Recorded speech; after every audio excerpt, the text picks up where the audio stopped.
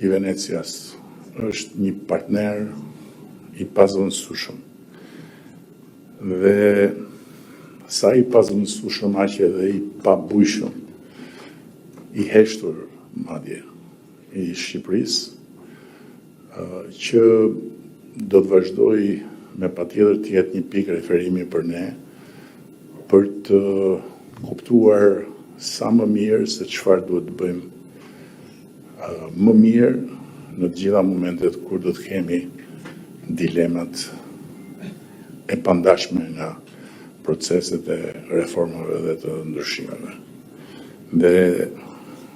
fjalinë e fundit e kam të lidhur me të parën, duke kërkuar mirëkuptimin e të gjithë të pranishmëve të tjerë që kanë ardhur në emër të komisionit apo nga jashtë Tiranës këtu, për faktin që e kam të pamundur të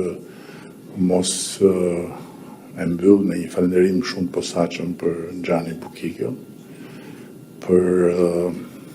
të gjithë durimin e jashtëzakonshëm që ka pasur, durim që merr një tipar heroik, po të mendosh se Xhani vetë është italian, dhe që tregon se sa më shumë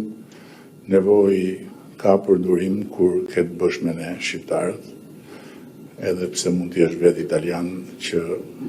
nuk je pjesë e një kombi që shquhet për virtytin e durimit.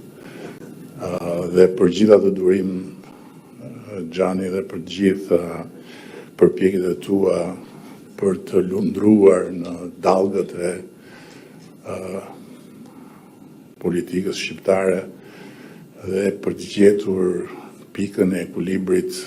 mes shumë ekstremeve që të është dashur të ballafaqohesh edhe shumë mendime të kundëra që të është dashur të dëgjosh. Unë jam thellësisht mirënjohës dhe nuk ka pikë dyshimi që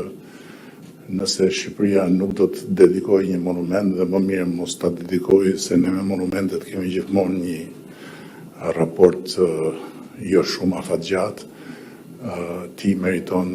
një monument në të gjithë kujtesën e të gjithë atyre që punuan në gjithë të vite me Komisionin e Venecias. Shumë faleminderit.